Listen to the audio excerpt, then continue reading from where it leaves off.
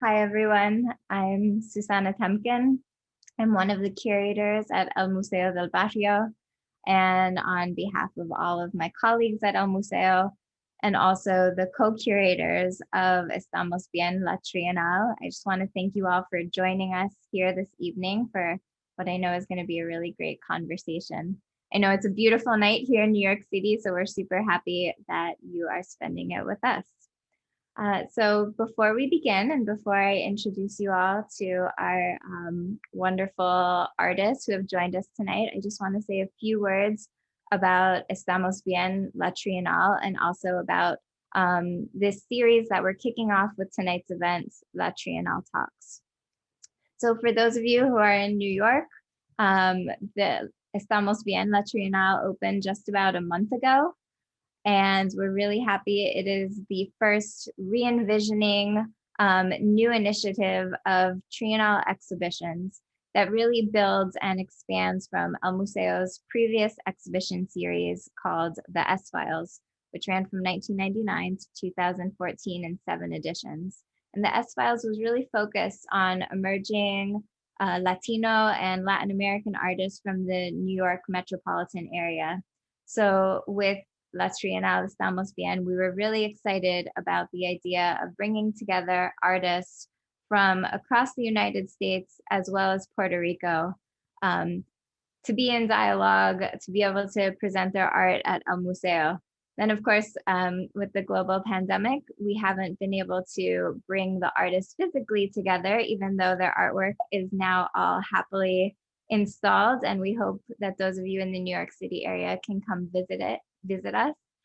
So we've come up with this idea of Trienal Talks, where we will be bringing together artists from across the country around different thematic groupings. So with us, we have here Yvette Mayorga, who's coming in from Chicago, whose works you'll see to the left in this installation image.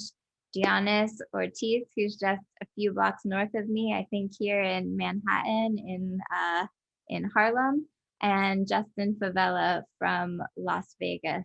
So I think it's a perfect example of what we want to do with this series, which is to bring all of us from across the country together. I'm pointing out these 2 installation images as well because I think it's quite lovely. Yvette, yours and Dionis's pieces are installed together in the same room. And Justin, as we'll see, you have a few pieces across Las Galerías. So even within the context of the exhibition, I think a conversation like tonight's can really bring us all together and highlight some of the commonalities and the differences that we see across the show. Because one thing to point out is that Estamos Bien, there is no overarching theme, but we do see different clusters or constellations or ideas present throughout. So maybe to kick off tonight's event, and I should add to our audience, please feel free to put in a question, a Q&A into the chat at any time in the conversation. And we'll either get to it as we're speaking, or we'll also have some questions reserved for the end. But maybe just to get us started, we're here tonight ostensibly under the thematic of craft. But we were talking earlier amongst us that all of you really consider yourselves painters, even though some of your approaches, your materials, your processes do pull in from ideas of craft, from the decorative arts, and also from sort of vernacular practices. So I wonder, maybe as a way to also introduce those of our audience who isn't familiar with your work, if any of you want to sort of share what you think about this idea of craft and also how you see it applicable to your own work. And I'll kind of leave it, whoever wants to jump in with that.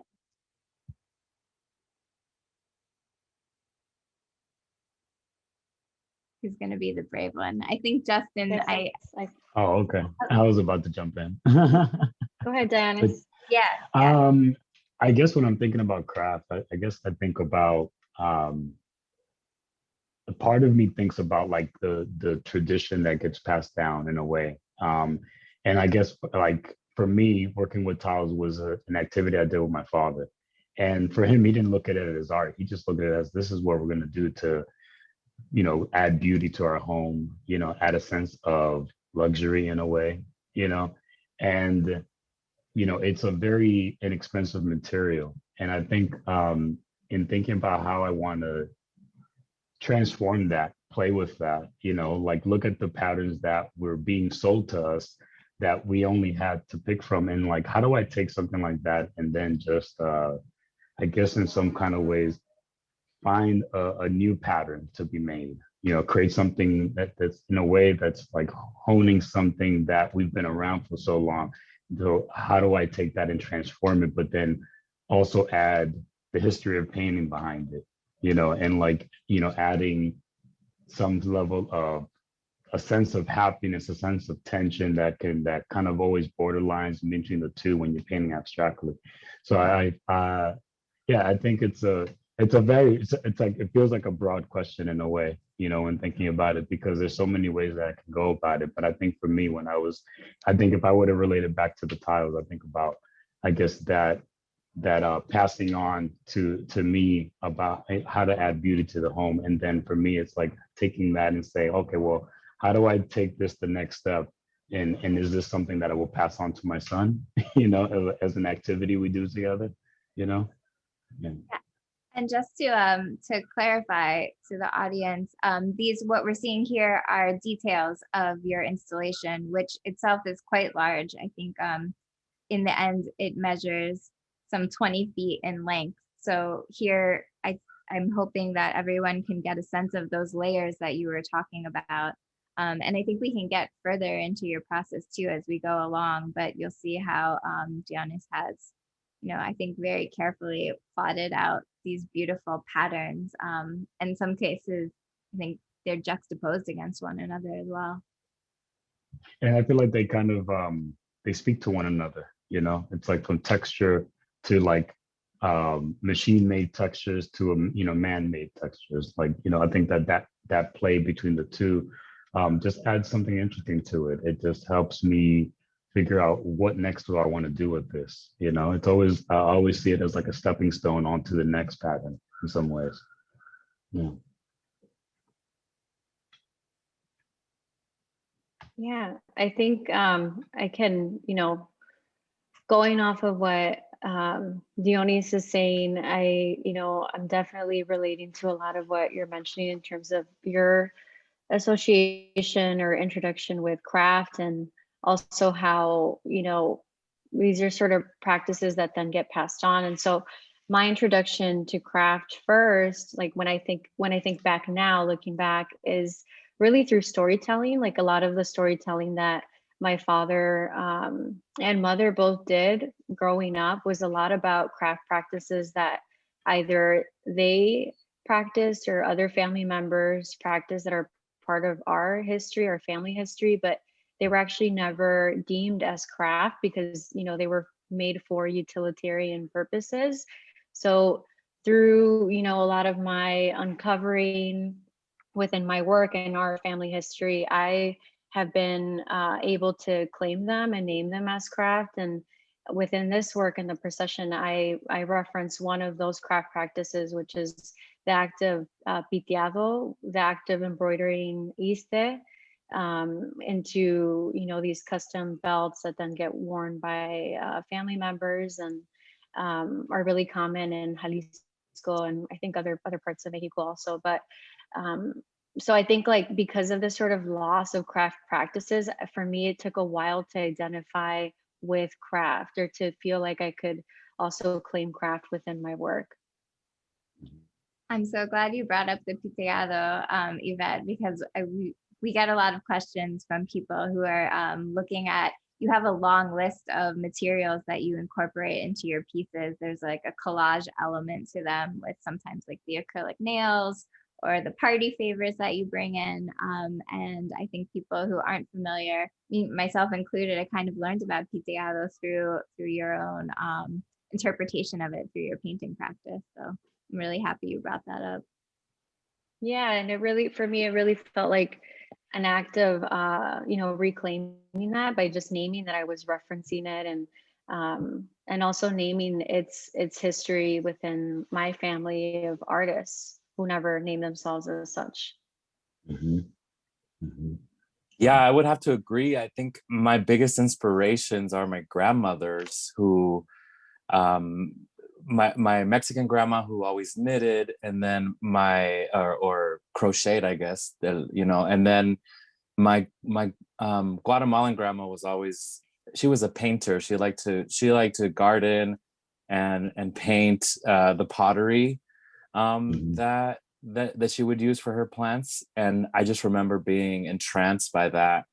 And I didn't grow up an artistic kid as far as making like visual art. My family was very musical, so that, you know, when I started to make work later in college, they thought they thought I was crazy. What are you doing? You need to have a real job, right? And so my work, I didn't really start thinking of my work as craft or the significance of it in my own history until art people started calling my work craft. And then I realized the significance of it, and sometimes it became kind of a polarizing word. Like once you're labeled an artist, you know, that shows in craft spaces, then how does that reflect on the rest of your work? Is all of your body of work craft? Is it considered contemporary fine art? You know, Yeah. so I started to have all these conversations with people, and then like 2 or 3 years ago, I'm like, okay, I'm just gonna start showing at craft centers and really own this, you know, Yeah. and you know, and I don't know if I'm bridging the gap, but in my own work, I like to, it's not a negative thing, you know, for me. And I think a lot of people are realizing that in this moment in our history. I think you had such a great, when we were chatting earlier, Justin, I mean, you were saying how like painting, it's the most traditional, like in art history, there's hierarchies of medium. It's like the most esteemed medium. And so I think all three of you, by incorporating, I mean, you're being so experimental with this almost kind of very, very old, esteemed tradition, bringing in these new elements. Yeah, that's my favorite thing, is to call my piñata paintings, because people always try to correct me, the person that made them. They're like, don't you mean mosaics or collages? I'm like, I said what I said. They're paintings, you know? And it's so interesting, Justin, because when I look at this piece, that's you know, I actually get like a feeling of like graffiti in a way, Mhm. you know, and Mhm. especially because of the distortion, the play with color, you know, it does feel like painting in a lot of ways because of the fact that, you know, when I thought about graffiti writers, it's like they would make things so complex with colors. You know, each letter would run into the other. It would be like going in and out, reverse. It's just like it gets so wild after a while. You can't even read the name. And it wasn't even about being able to read it. It was almost like if you could, it was like a plus, but it was more about what was happening in the image, you know? And I feel like that's what's happening in yours. It's like there's so much activity happening in it that it just makes you wanna look around, like where is this? But wait, where does that go to that? It's like, you know, it's almost like trying to understand the puzzle after it's been made. Like, what are we looking at now? You know, now that we pieced it all together, like, whoa, what is this? What is this saying to you? You know? So Mhm. yeah, that's exciting.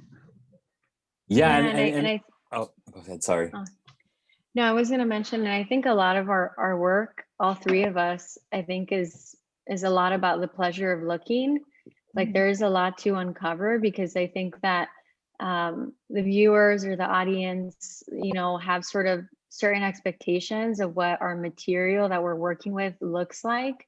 And then, you know, we're like reframing and remaking it in such a way that you really do have to spend time and looking. And I personally, I think I make the work with that in mind, because I also enjoy like covering and uncovering as I'm making it, and have those sort of like expectations from, you know, the audience to have pleasure in doing that too. Yeah.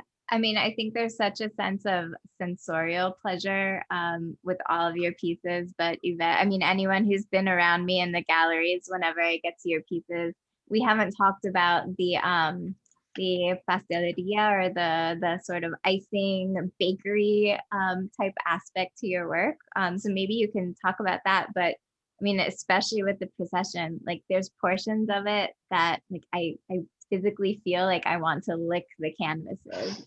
You know, it looks like the frosting, the cake, you know, we all grew up with, you know, blowing out the candles at our birthday cakes. So could you speak to how you came to that process? And also I am hoping you can talk about some of the, I mean, it's so pleasurable, but all three of your work has a lot of politics embedded within it. So I know that's a lot to cover, but maybe if you want to take it away. Yeah. Yeah, so, you know, I come from a traditional painting background where, you know, I did painting for 4 years, and I felt like really painting wasn't the medium for me at the time. I really wanted to reject painting by then moving on to making sculptural works. And my paintings were very much referencing some of the similar, you know, iconography and things that I'm interested in my work now, in terms of like the diaspora, two places, references to candy, the labor of making candy. But there was something about oil painting that for me was very frustrating and slow. And, you know, I think that I was looking and learning at so many like white master paintings that I felt really sort of like disassociated with the history of painting. And so I think in a sort of like punk way, I then started to make sculptures that were really like me painting directly onto the sculpture, even though back then it felt like very revolutionary and that I was no longer painting.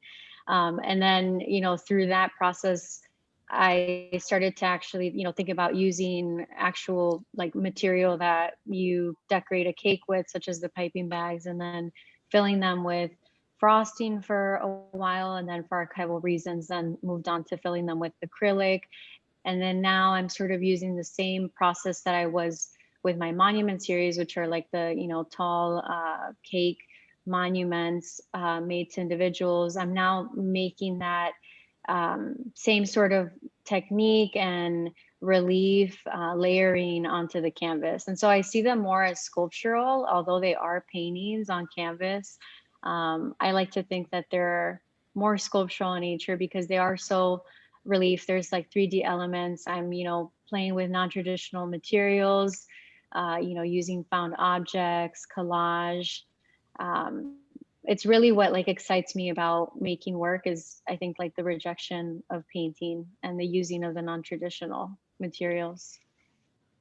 And I mean, I also wanted to point out too, like getting to the politics that you're, I mean, to me, at times it's camouflaged and becomes overt the more, as you're saying, your works are so pleasurable to look at that there's so many details and you kind of want to seduce yourself standing in front of them. And then, you know, I see here you have a lot of references to ice. There's also other references to migration and war. And I'm wondering if you want to say something about that. And yeah, they're sort of, you know, they're proclamations of taking up space within art history, within a canon that has not had, you know, representations of brown bodies, that has not had so many representations of, you know, current art, current historical moments in time in relation to being, you know, a person of color. And so that's really where I come from, that I want to, you know, remake and interject in these historical artifacts and insert contemporary moments of, you know, my personal history and also of news media, contemporary moments of history as this sort of proclamation of taking up space within the canon and, you know, reinserting these new narratives. And so that's, you know, that's also like a really exciting way of making work for me, is to like reimagine what some of these historical objects or paintings could look like. And I think it really comes from, you know, me feeling like I wasn't represented within art history, within my education, of feeling like I wasn't necessarily present within these sort of landscapes. And so I think that sort of made me more interested in like reclaiming that space, and in terms of like using the actual art historical objects like the century vase as like the canvas to then, you know, recreate with my own narrative. Yeah, and on this slide, I'm glad you brought up the century vase because you know, there are other artists in the show, including Roberto Lugo, who are also working with the century vase. That, you know, is something that, again, I actually learned about through your work. It was a particular vase that was created for the US centennial. And I think, you know, what the original century vase was portraying was these very patriotic scenes. But I love how both you and Roberto Lugo kind of question, I think, what that history is by reinserting, you know, different images of, you know, what the US has come to be, especially with the GI Joes that you're featuring here. And Yeah, and mhm.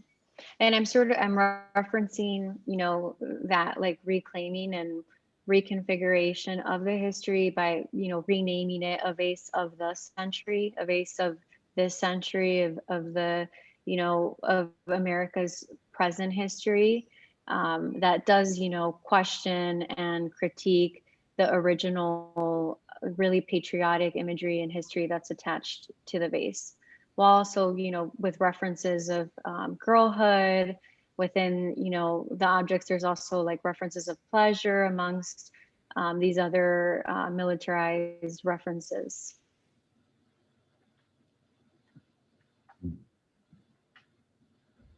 And I mean, I wanted to, going back to this idea of politics, and also you just said girlhood, thinking about what we were speaking of last week as a group, like different ideas of gender. And Justin, you mentioned that, you know, you're working with these piñatas, but that you actually hate piñatas. I don't know if you wanted to share. Yeah. So basically, my work is about me hating myself. So that's a little insight. No, I'm just kidding. But I do. Okay.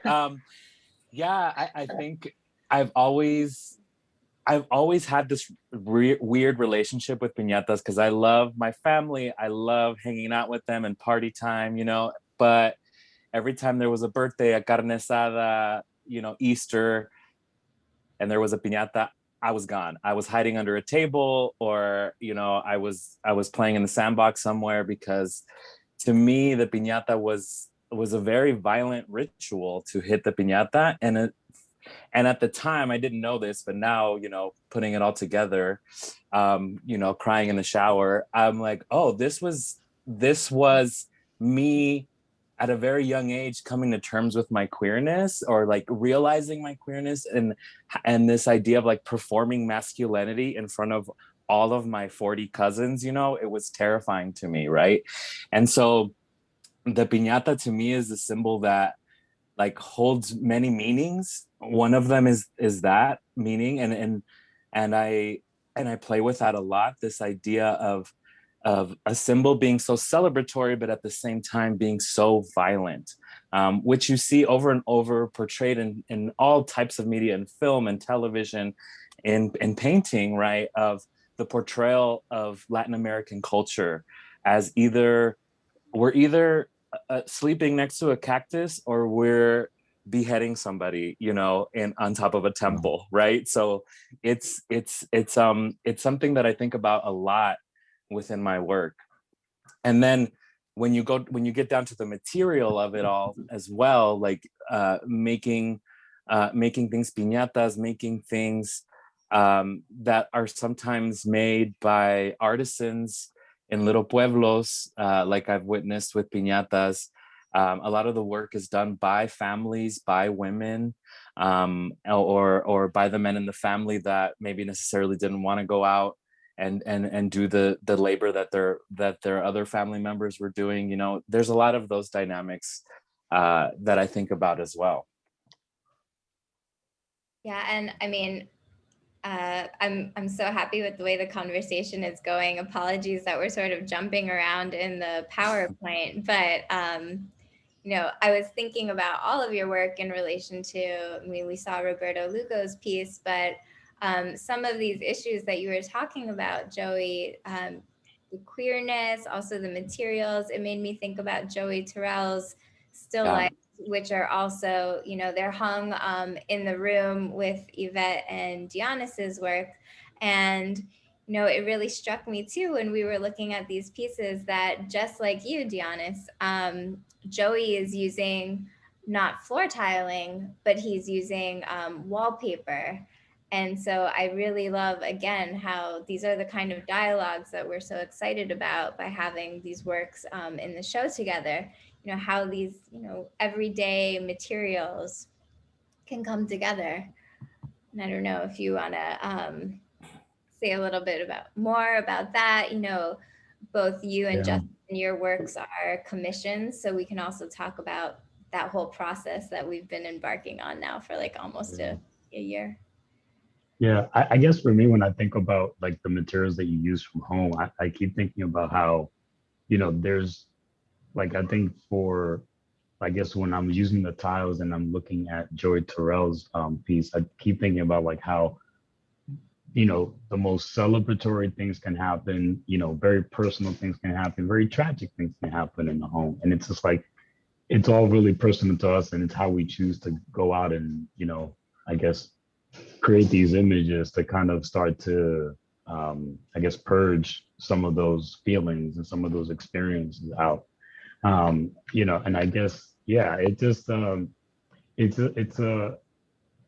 it's interesting, I guess, to look at, but it's something that I guess I'm always trying to unpack even more about when I'm using things that are, I guess, just the straight pattern related, you know, in terms of like the home and everything. And I keep thinking, like, I always keep thinking about like I guess when I'm making like when I was making this piece, I kept thinking about like the experiences of like, you know, cleaning at home, you know, working with my mother, you know, what it was like to maintain a home, you know, but at the same time, I'm working with my father and mother on both different ends on how to prepare and then how to maintain, but then also, but there's never that moment to talk about, you know, the feelings, the experiences that you have, you know, and that you bring home and everything. And I feel like using the art as a method to kind of, I don't know, purge the feelings, you know, get things out.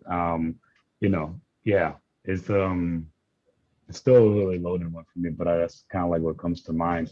And yeah. Yeah, and I mean, of course, when we were talking with you about the idea for this commission, this is the sketch that you shared that was, you know, the inspiration for what you created for the sculptural work, the floor piece that's in sight. But as you were just saying, you know, you were really thinking about the home and the domestic space, but just to remind us all, I feel like things are opening up a little bit, but we were really having these conversations with you in the height of the pandemic when we were all really confined to our homes. And I think, you know, it was so poignant for everyone across the world, but in a place like New York City, where your home is really small and you're really sharing your space with your family.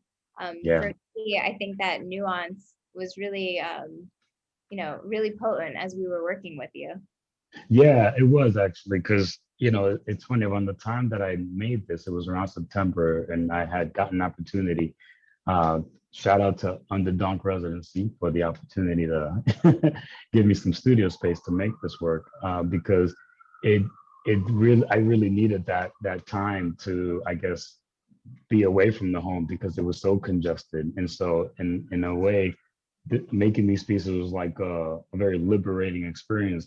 But at the same time, you know, going through the pandemic, you know, anxieties are high. You know, I do a lot of things to like keep myself calm and everything. And keeping busy is one of those things. And I kept thinking about how, I guess, through the work, I wanted to, it's almost like calling out for help, calling out for, it's like an SOS, to our creator, to our higher being, to come and help give peace to this environment, to this world, to this apartment. It's like, I think for me, yeah, it just felt, it was really timely the way it all happened. And thinking back about, having to be home so much, but then also thinking about the experiences that I had prior to that with my father, and just the family and the changes that you go through and trying to stay together and support one another. I think it just came at a time where, I just wanted to really, I guess, just let that explode in some kind of way, and let it come through the work.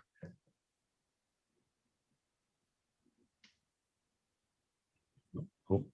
And I feel like you kind of touched on that with that answer, but the title of this piece, Let There Be Light, I think is very beautiful and enigmatic and soulful and spiritual. On that same note, maybe, or tangentially, this is something that you were mentioning, I think, in the ideas of graffiti, but I wanted to ask, especially you and Justin, about the abstract qualities that are in your pieces.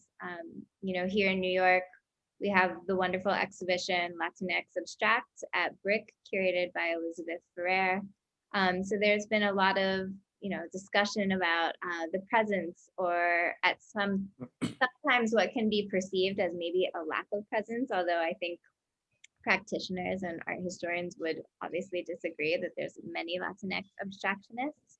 But I would love for either of you to pick up on that thread. I know, Justin, that's one of the reasons that you selected the Popol Vuh. Yeah, so the two works that I have that I made specifically for the exhibition, the first one is Plátanos Amarillos by Francisco Oller, which you have in your collection. And I mean, that piece is just iconic. And Oller is also a very famous impressionist. And I wanted to copy the piece out of respect, and also just to really tie it into the history of Latinx art, but also the museum's history, which I always like to do with my work. And then when I saw you guys had Carlos Merida in the collection, one of a Guatemalan artist who hung out with a lot of the Mexican muralists and lived in Mexico City as well. I felt an immediate kind of kinship with that artist because I'm Mexican and Guatemalan. So that was my very initial connection. And when I started looking at Merida's work, I saw a lot of artists, when they start making work, it starts as figurative. And then he eventually started to get more and more abstract and geometric as time went on. And I'm thinking, why didn't I know about this person's work? And most of the work that I found online was the work that was representational, that was highlighting or the exoticism or fantasy of Latin America, which is, I feel like, a box that we're kind of put into all the time. I think Yvette can also relate to this with her work. And so, for a long time, I saw myself as making works that were abstract as a protest, protesting the fact that I had to make my work biographical or about trauma for it to be viewed as important in white institutions, right? So that's one take on it. But then also doing this work, a lot of my art is about doing the research and learning about artists like Merida. And so when I started to take the Popol Vuh prints that are also part of the collection that Merida did back in the day, I purposely abstracted them even more and made them into a mural to kind of tie into his own history. So yeah, there's a lot going on with that piece. Those are just like a few of the things that I was thinking about. But I mean, when I see Dionis's work, I think back to when I was in art history, learning about the minimalist art movement, right? Carl Andre and his floor piece. And I'd be like, the audacity of these white men, how could they get away with this? And but there was also so many artists in South America, Central America, Mexico doing abstract art, but their work just wasn't put into the history books. I'm super glad you brought up Carl Andre, because I think, again, it goes, you're right, it goes to art histories and what we're taught, because I have to admit that I was guilty of, thinking of Carl Andre when we were looking at your piece, Dionis. And not only because, not only was I thinking about Carl Andre and the minimalists and the floor pieces, but I started thinking about Picasso and George Braque and how they were also playing with these ideas of, the faux wood, the Right. wallpaper that they were incorporating to try and play with like these ideas of simulacra.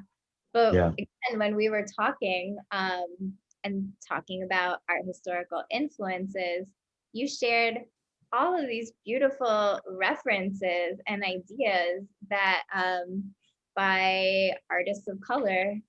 And like I said, I felt guilty for thinking of Carl Andre first. And I'm so happy to be sharing some of what you were thinking about. So we have the Ed Clark Yeah. Foundation.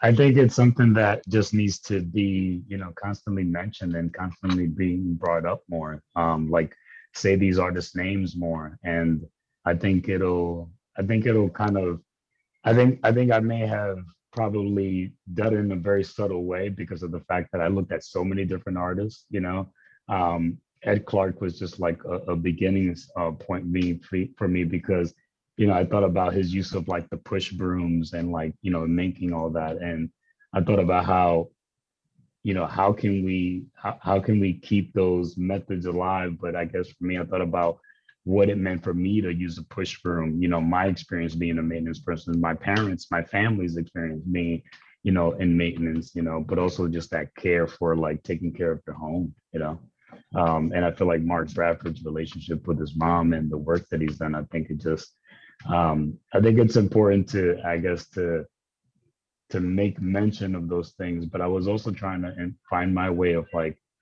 I guess, finding my own voice through all that, and like with these materials and like looking at their experiences and what was their motive behind using it.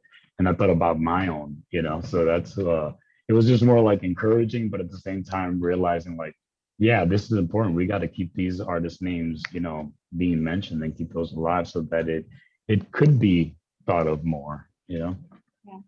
And just a plug, if you don't follow El Museo on Instagram, maybe I can persuade you to, because Yvette, Justin, and Dionis all did Instagram takeovers.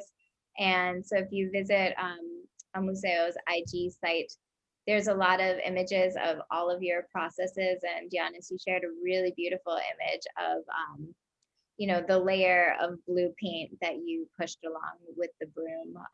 That is sort of like the primary base for what you layered on top with the vinyl. So if you haven't seen that, please check it out. And on that note, for the audience, if you have questions for the artists, please start adding them to the Q&A. We have a lot more to talk about, but want to make sure we get to your questions too. Yvette, thank you for sharing this image of your studio, which also I think gets to some of these art historical references. And I'm wondering if you could share a little bit about like where you go to find them. Are you going to the Art Institute, searching online, and how your process works? Yeah, and I think this is a shot from at the end of 2019, early 2020. So this is during a time where I was making a vase of the century works, and then which sort of led me to the procession and what I'm currently working on now too. But these are all references of the century vase, references of Boucher and Fragonard's work, references of Rococo traditional urns and vases, a photograph of the interior of Versailles, a traditional Rococo clock, a ceramic clock. So it's, and also a sugar sculpture, which is in the center, the middle center of this image. And so, you know, I've taken pull from various references depending on what I'm working from, but whatever image I'm really, you know, drawn towards, whether it's like the actual historical reference that I'm referencing from, like the century vase, or just the other aesthetics, iconographies, and, you know, like overall visuals of the other references I like to have around me, just to, you know, feel like that work is being informed by these specific references. And then once I'm, you know, done working on that specific series or painting, the entire references come down, and then I include more references. I feel like I have to like sort of begin with a new, you know, like palette again, like the references, you know, function for me in that way. But with my interest in the Rococo, I'm also, you know, drawing from the interior of the Latinx home, like the Rococo that I saw growing up, you know, talking about a specific kind of class that, you know, has these sort of references, these plastic references of, you know, remade bouchers within the home, next to references of, you know, rural landscapes. And really, you know, I think that was really my sort of first introduction to art, aside from also referencing like the Catholic Church and the interior of churches as one of the first art museums that I had gone to, because I hadn't actually visited an art museum until I was 18. And so my references to art and craft and art history were, you know, these like European aesthetics inside of the home, the sort of like the art that was being made for celebrations with my family, like the, you know, the centerpieces, the craft practices of creating those, and then also like the gold and gilded and the really like Eurocentric white bodies and references within the Catholic Church. And, you know, feeling sort of confused why these figures, and why there was such a, you know, huge like attraction to European aesthetics like the Rococo, why they were so common within our celebrations, my home, etc. And I think, you know, now it's obvious that they're derivative of colonialism and have made their way, you know, to many of our practices. But I like to use them in that way too, that they're sort of playing with this idea of attraction, and also with how they have functioned in history as being objects and, you know, paintings of desire. Yeah, we just had a conversation with Candida Alvarez, who's another artist in the exhibition, and I believe was your teacher, right, Yvette? And she was my mentor. Yeah, she was also talking about, you know, the experience of going to church and seeing stained glass and thinking about that like progression of narratives, how a story could be told over several panes. So I think that's a really interesting, you know, experience that, you know, many of us see in common, and kind of influences our aesthetic histories. Do you want to say a little? Oh, go ahead. No, go ahead, Susanna. I was going to ask if you wanted to share a little bit more. You mentioned the palette, and I'd love to, you know, these again, they're details from your work, or we can go back to the overall image. But you know, you use pink a lot. Can you? Why? Yeah, and in most recent works, I started to use pink as another material that I'm working with. But you know, similar to the, you know, prescribed notions of like the labor I'm referencing as like cake decorating, baking, using the actual tools, referencing my mother's labor in that, referencing gendered labor.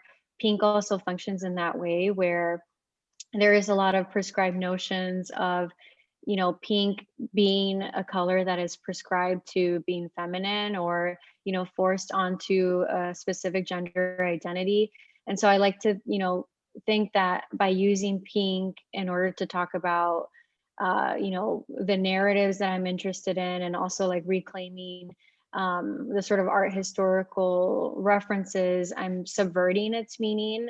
And it also is gaining power as not just being, dainty, a color that's maybe not as powerful as the rest of the colors. And I think that's sort of in conversation with the Rococo also, that there was a lot of criticism to the art of that time, and because of the ornamentality of it and how excessive it was in nature.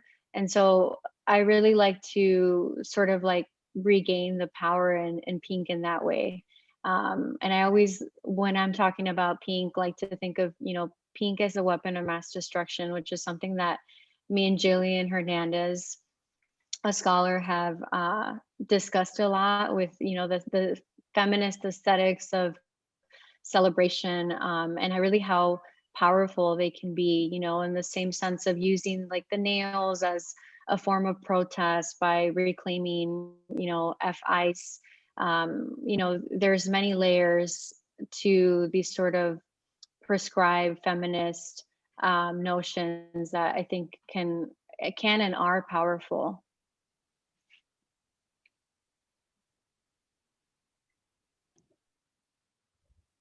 Again, I just want to remind the audience, we have a little bit, just over 10 minutes. So if anyone has any questions, loving the chats that everyone's sharing, is that everyone really loves your studio shots. But I mean, I want to go between these two images, Yvette, because, oops, I'm getting ahead of myself.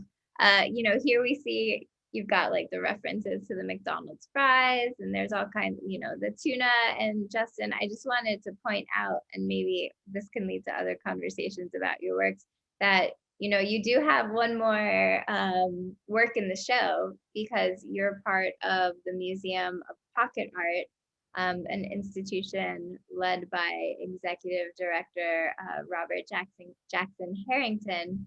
And so as part of the retrospective of the Museum of Pocket Art, we're featuring your exhibition Flamin' Hot, which also, draws on these sort of snack commodities. I think now we're realizing, they're not so healthy, even though we all grew up eating them all. I don't know if you want to share a little bit about this show, your process with this exhibition. Oh, I think you're on mute, Justin. Wow, what a move. Okay. Yeah, I'm known for doing really large scale work. And so I met Robert many years ago in Austin, and he asked me to be in a show in his coat pocket. And I said, sure. And so we should add at what you're seeing on your screen. This is probably, maybe it's even a little bit larger than the piece in reality. Yeah, they're like the size of Doritos. So a lot of my work in the last like 2 or 3 years, I focused a lot of work on like the globalization of Mexican culture through the industrialization of Mexican food, because of Taco Bell, basically. And so I was thinking a lot about that when he asked me to do an exhibition. And also it's like, not to throw shade, but to throw shade, like the hot Cheeto-fication of Latinx art that has happened in the last, 3 or 4 years. Not even, I think it's been like 10 years now. And so it's like, it was a response to all of that. And I've never shy away. I mean, I already make art with piñatas. It's already corny. So like, I never shy away from making work that maybe kind of dips into that. And so I think making a work with flaming hot chips as a way to celebrate my culture was a little tongue in cheek, but at the same time, it truly is something that's celebrated. And I know a few years ago, everybody found out that the person that actually invented the hot Cheeto was Mexican. And so, and he's doing, you can hire him to do lectures. And so he has a classic American story, started as a janitor, accidentally invented the hot Cheetos, and now is kind of a rep for Frito-Lay. And so, yeah, it was really fun doing that show, and I hope to do smaller work like that in the future. Well, I mean, and you did play with scale in your Mhm. contribution to El Museo. Like you said, you have the monumental Popol, but the Platanos is created 1-to-1. It's not small. It's still a nice size painting, but there's, you know, the juxtaposition of how you're playing with proportions. But also, I mean, the Platanos are also getting to this heart of commodities and food, because at the Yeah. time that Oyer was painting them, you couldn't get bananas in Europe. And ostensibly, you know, we could argue that that painting was created for a European clientele who were, you know, looking at Impressionism. And now, of course, like bananas are also one of the most stereotyped foods to think about when it comes to Latinx artists or Latinx people and populations.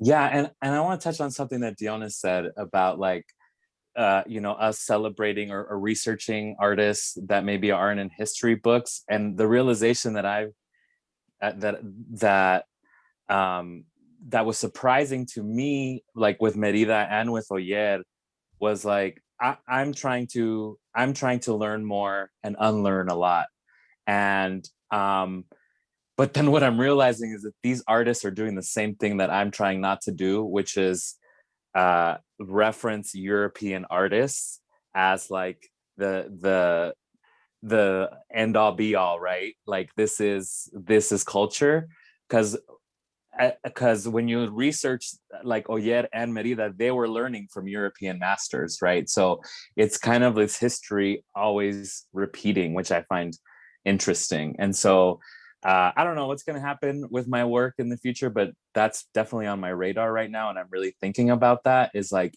am I really celebrating Merida's work and Guatemalan culture, or am I just perpetuating this cycle of making replicas of this exoticized version of Latin American work? Yeah. And then I think also, Dionis, I don't want to say too much because I talk too much, but your piece moved me beyond, you don't even know, because a lot of my family's in construction and worked in casinos, and one of a memory that I will never let go.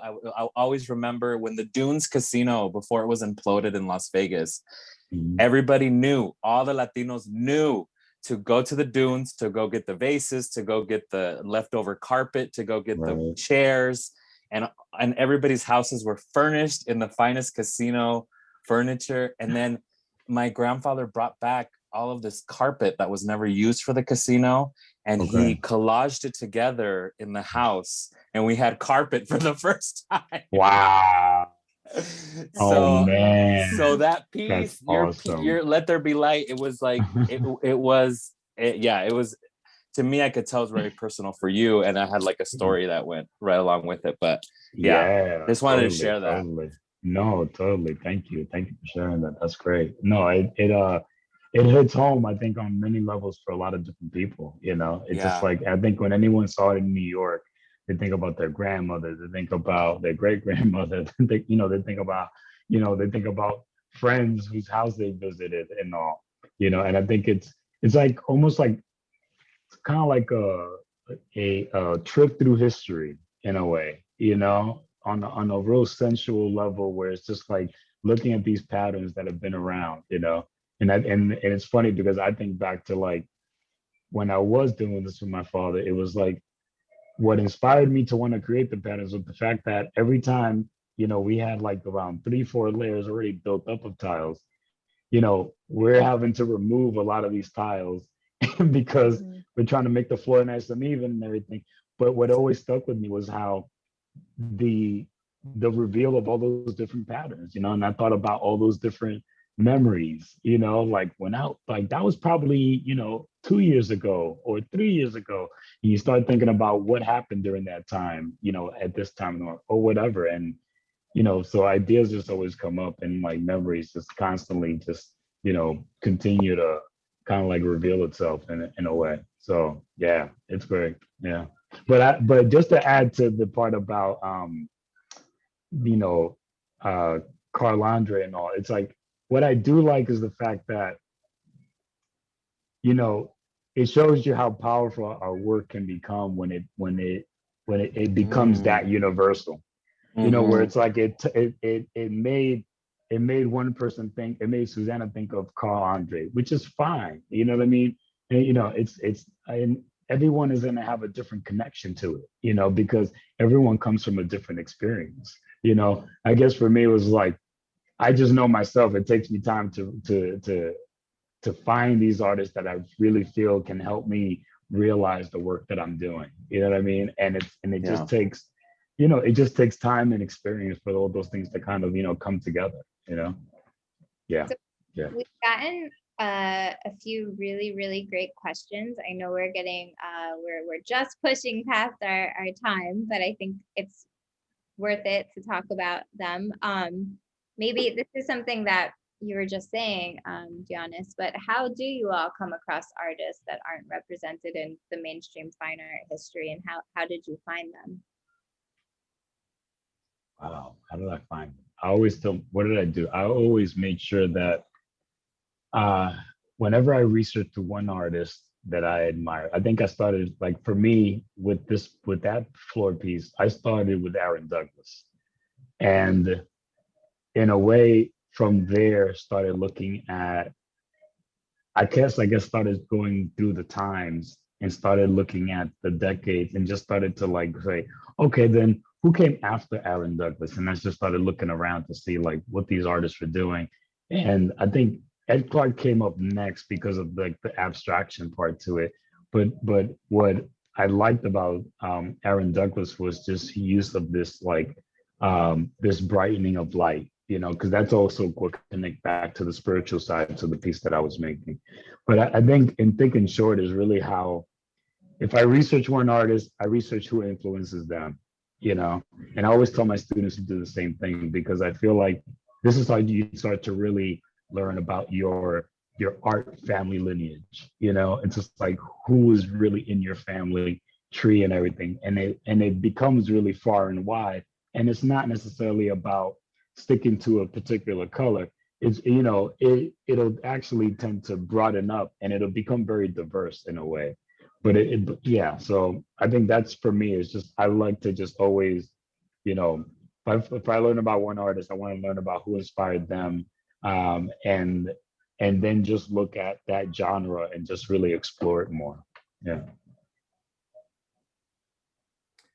I think Yeah, there's and I think no I go ahead. think also, sorry, I think social media is also a huge tool. I know that I follow a lot of artists that I admire, and that, like, for example, I'm always creeping on Yvette because Yvette's always sharing her friends that are artists, and then they share their influences, right? Because it's like, that's how we learn about our contemporaries, and it's so cool to have these, you know, even though social media can be problematic a lot of times and not a healthy place to be a lot, you know, a lot of people need to take breaks, but like, I have found so many communities through Twitter, through Instagram.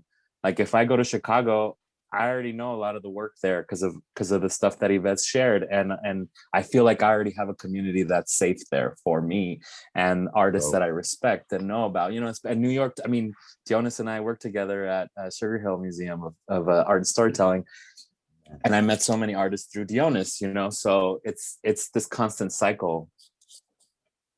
Keep it in the That's so family. true. And even, you know, when we think about how we met, Justin, is really because of social media, right? Because we attended a residency that the curator who was invited to choose the artist for that residency found my work on social media. So that's how I, you know, was introduced to you.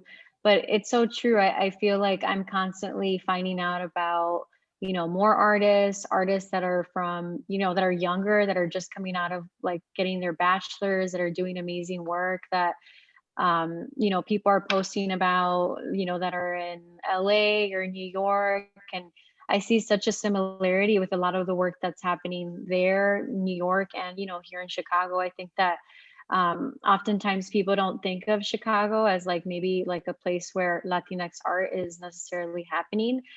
They usually think of, you know, West, East, and the South. But I think that because of social media, there really has been more of, like, an expanded conversation amongst us, because we're able to, you know, see like what work is going on in all these different cities, and make friendships through social media. I also feel like I have communities in both of those cities of people that I've never met, but I know I will one day, and it feels really supportive in that way. And I mean, on the curatorial side, you know, I have to just share that the process of La Trienal was so collaborative among our peers, but also among all of you artists who were so generous with one another, and really, like, you know, sharing each other's names and letting us know, you know, who else we should be looking at. And so, you know, we're so pleased with La Trienal, and, you know, looking for the next one to come. There's one question. I know we're past time. It's a really amazing future thinking question. It's kind of a stumper, but I think it's a good one for us to end on. So I've always been interested in crafts as it relates to tradition, history, and collective memory, even if the approach, theme, or purposes change over time for the individual. Do you contemplate this transhistorical connection, even thinking about how your work plays into future traditions of making yet to come? Mm-hmm. It's a big one.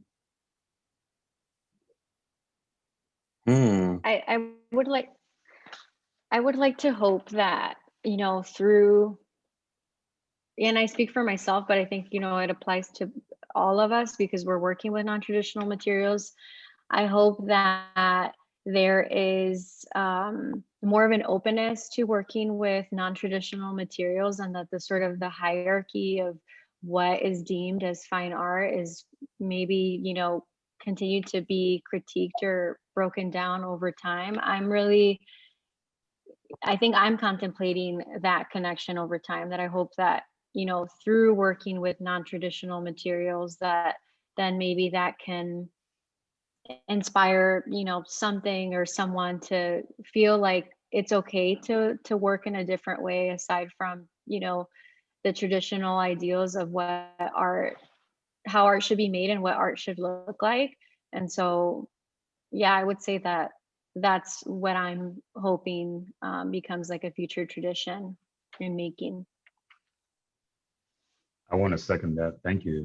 That was great. I feel the same way, because I feel like I do that when I teach. It's like I want to show. I'm interested in showing students how to think outside of like the Blick art store. You know, it's just like you can actually do these without that store. You could probably do it with your 99-cent store in your neighborhood. You know, and you know, you probably will make something a lot more interesting looking because of the fact that it's so cheap.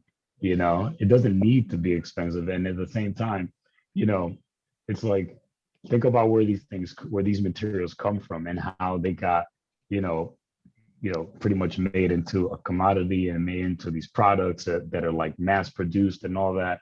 But, you know, we're talking about, I mean, think about ways of making your own paint, you know, like ways of making your own ink. You know, it's like rely on nature, maybe, if anything, you know, explore that. You know, I have my students doing cyanotype prints, you know, and or like doing, you know, using stuff like household materials to, you know, make a piece of art, to make a print, if anything.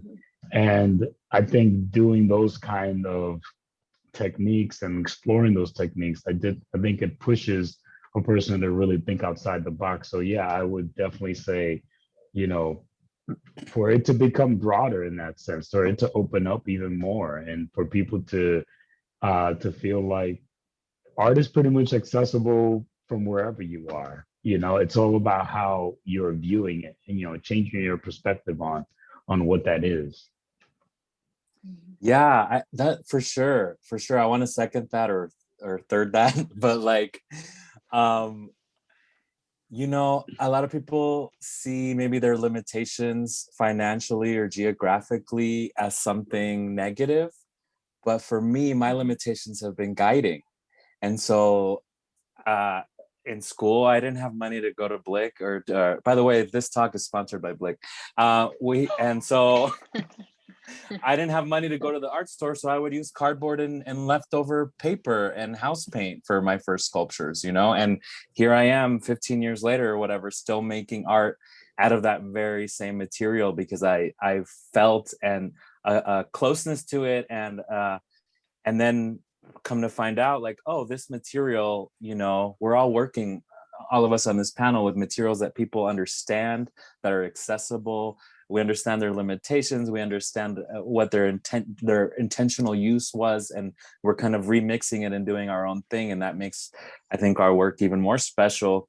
And, you know, a lot of people, so one of my favorite things to do is to sneak into some of my installations sometimes and just listen to what people say. And a lot of times they'll say like, this is all tissue paper. This is just piñata. I could do this. My kid could do this. And that could be offensive. And it was when I first heard it. But then I thought, yeah, you could do this. You could do it. And sometimes I see people seeing themselves represented for the first time in a white institution, you know, in a museum. And that's huge. And if craft is the vehicle that's going to do that, then amen, great, you know. Amen. I think that's a great way. Man. I mean, when we were thinking about this panel, it was going to be a great conversation. Thanks for staying on, to everybody. I know we have a lot more to talk about. Sorry if we didn't get to your questions, but if you're interested in hearing from more of the artists from La Trienal Estamos Bien, just to share that on May 26th, mark your calendar, our co-curator, Elia Alba, is going to be leading a conversation on representation with Dominique Duraso, Luis Flores, who also crochets, by the way, and Maria Jose. And then on June 23rd, Chief Curator Rodrigo Moura will be in conversation with Eddie Aparicio, Yanira Collado, and Manuela Gonzalez. And again, I mean, I think all of you could all be in conversation about craft, about representation, about form, about so many things. This has been really, really super rewarding for me to just be a part of. And thank you all. If you're in New York, please come visit El Museo. We're open 11 to 5 on Saturdays and Sundays. So come visit the work we just did a deep dive into. And thank you to the artists. Yes, Thank you. Let's go take a look. Thank you, everybody. Thank you.